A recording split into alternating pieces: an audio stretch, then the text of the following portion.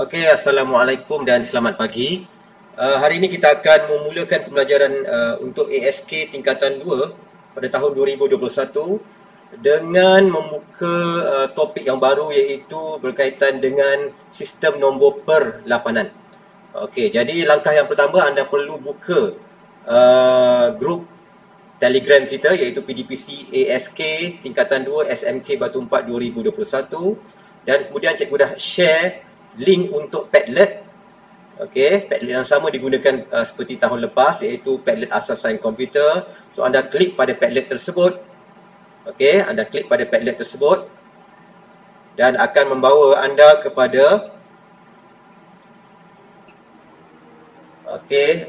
paparan Padlet seperti ini dan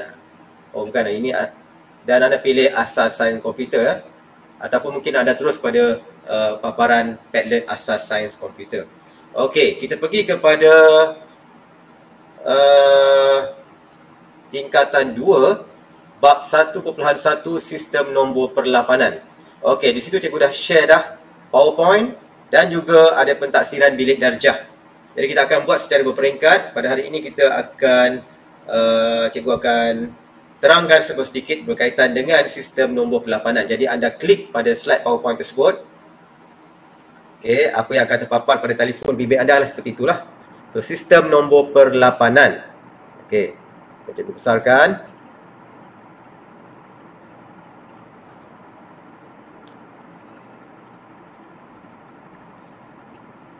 Okey, sistem nombor perlapanan. Bab 1.1.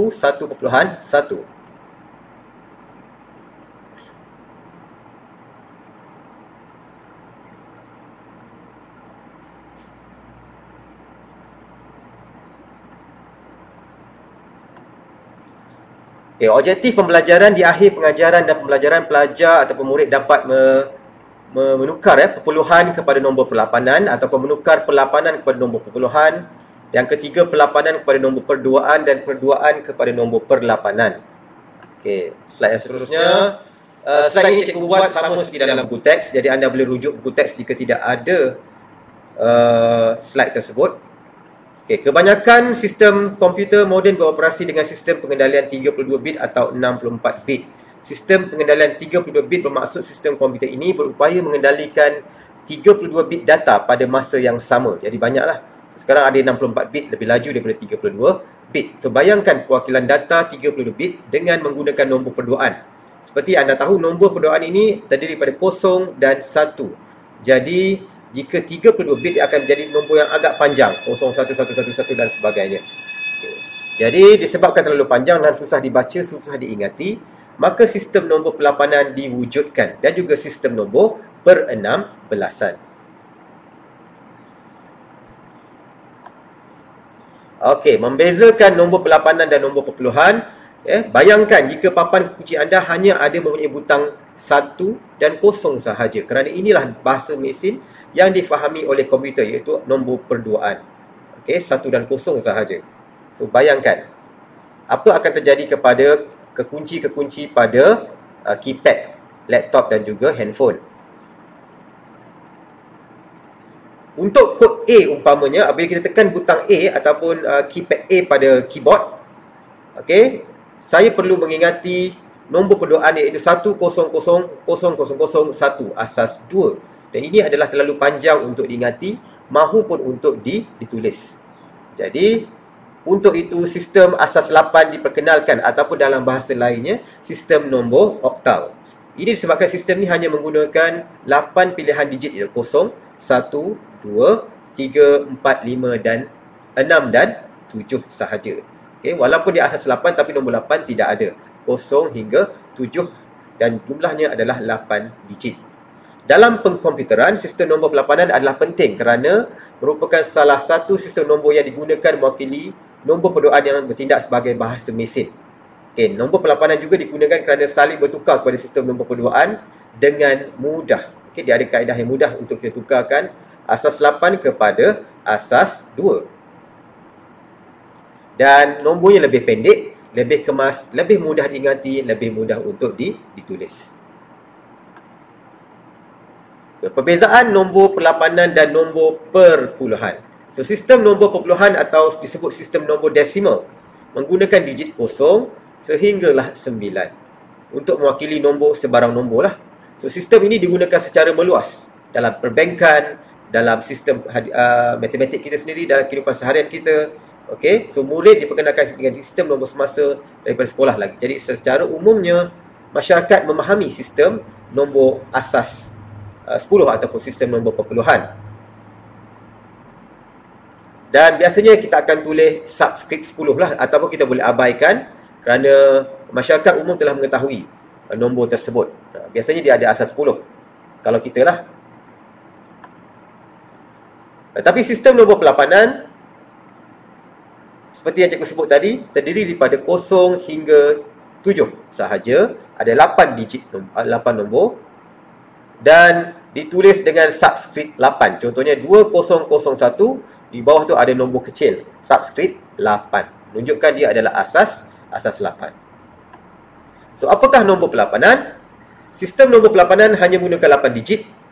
Ulang balik Dan selepas 7, nombor-nombor seterusnya ditulis dengan menambahkan 2 kepada nombor sebelumnya mengikut turutan. Okay, contohnya 0, 1 hingga 7. Okey, nombor puluhan 0, 1 hingga 7. Kemudian nombor 8 tak ada dia terus kepada nombor 10. 11, 12, 13, 14, 15, 16, 17. Dan kemudian kalau ada lagi nombor 2, 20, 21, 22 dan seterusnya. Okey. Dan setiap digit dalam sistem nombor perlapanan mempunyai nilai tempatnya yang tertentu. Okay, nilai tempat sistem nombor perlapanan ialah 1, 8, 64 dan 512 dan seterusnya. So, nilai sesuatu digit itu bergantung dengan mendarabkan nilai tempatnya. Contohnya begini. Kalau lihat dalam jadual ni, ada dalam buku teks. Tempat yang pertama 8 kuasa 0 bersama dengan 1. 8 kuasa 1 bersama dengan 8. 8 kuasa 2 bersama dengan 64. 8 kuasa 3 bersama dengan 512. Iaitu 8 darab 8 darab dengan 8. Okey. Contohnya kita nak mencari nombor perlapanan bagi 2. Kita nak tukarkan kepada nombor perpuluhan. 2001 asas 8. Jadi kita letakkan 2 darabkan dengan 512. 0 darabkan dengan 64. 0 darab dengan 8. Dan 1 darab dengan 1. Dan apabila kita tambahkan 1024 tambah 0 tambah 0 tambah 1, kita akan dapat jumlahnya adalah 1025 asas 8. So ini adalah nombor yang setara dalam asas 10. Cikgu ajar cepat dulu, nanti kita akan buat latihan. Okey.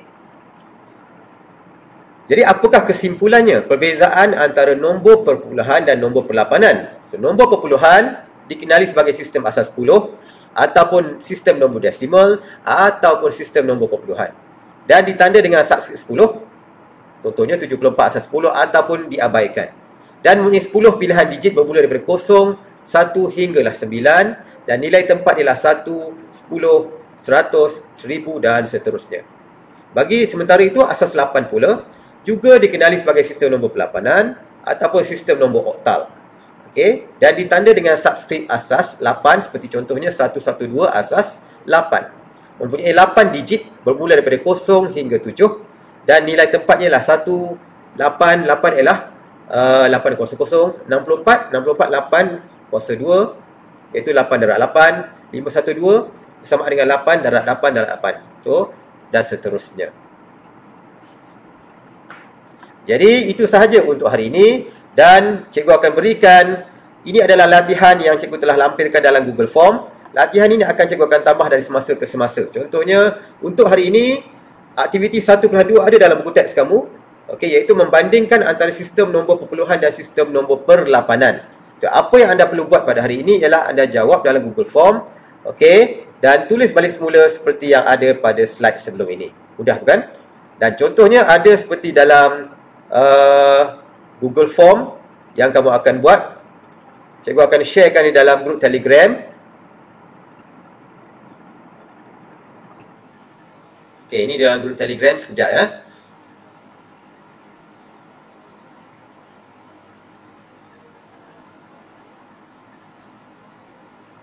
Oh, tak perlu. Sorry. Dalam Padlet dah ada. Okay, dalam Padlet cikgu dah share dah.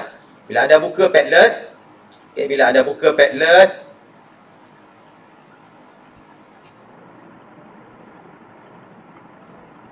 bila anda buka Padlet, mana Padlet tadi? Okay. Dekat Padlet ni cikgu ada share dah. Pentaksiran bilik darjah. Untuk topik 1, anda klik dekat situ. Okey. Pastikan anda sign in menggunakan email anda ataupun email dalam Google Classroom. Okey, macam biasa. Okey, letakkan email, masukkan nama penuh anda dan jawab soalan yang cikgu tunjukkan tadi di sini. Contohnya mudah saja. Contohnya di sini, kalau dalam buku teks ataupun dalam contoh yang cikgu berikan tadi dalam bentuk jadual, anda boleh letakkan di sini sistem asas ataupun sistem asas 10. Okey. Okey, apakah ciri-ciri dia? Pertama, kedua, ketiga dan seterusnya. Kemudian sistem asas 8. Apa ciri-ciri dia? 1, 2, 3 dan seterusnya. Okey, itu sahaja. Selamat menjawab.